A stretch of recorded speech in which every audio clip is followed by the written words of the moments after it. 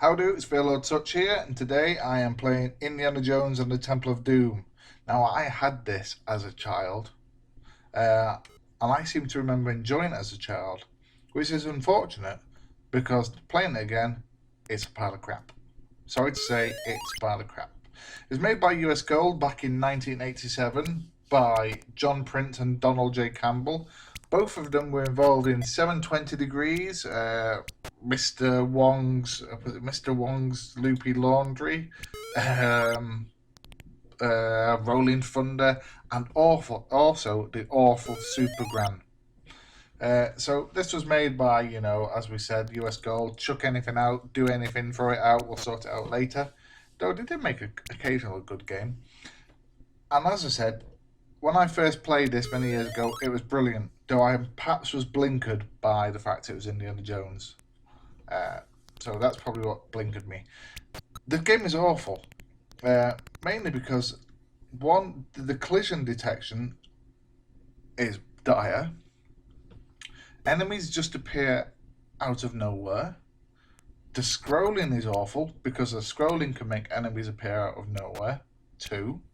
There's an enemy appearing out of nowhere. You can easily fall off a ledge because of scrolling.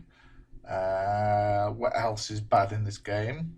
Oh, the Indiana Jones looks like Mr. Ben. If you don't remember the children's television program, it's like Mr. Ben has gone into the tailor shop, no, it wasn't a tailor shop, was it? It was a fancy dress shop.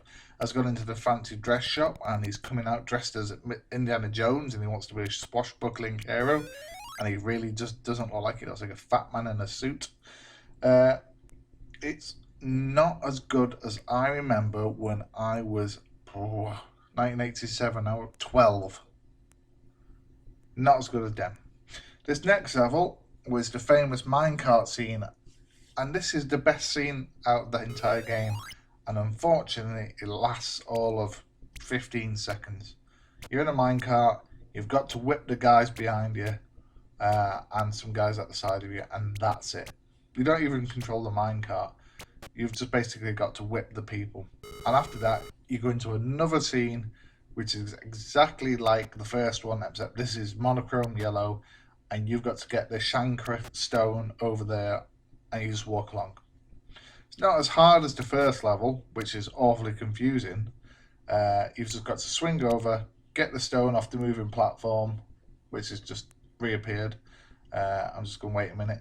Get the stone. Oh, guys just chuck. See those guys that throw those fireballs? They can appear whenever they want. They can appear within 2 foot distance of you and throw a fireball at you, and it will hone in on you, even if you're on a set of ladders.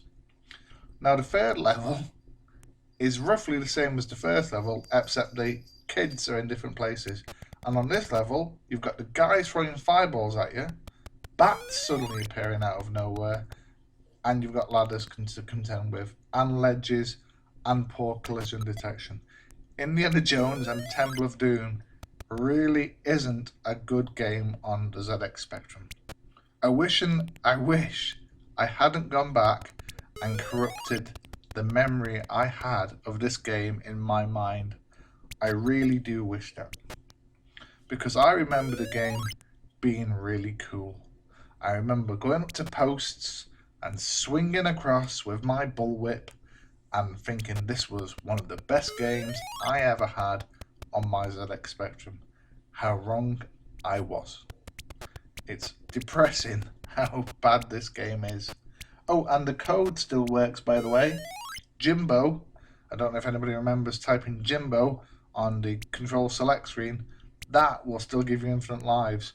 Doesn't make the game any better, just makes the game duller, because you've then got to play the game with infinite lives. But this is me wrapping up, telling you never to play Indiana Jones and the Temple of Doom.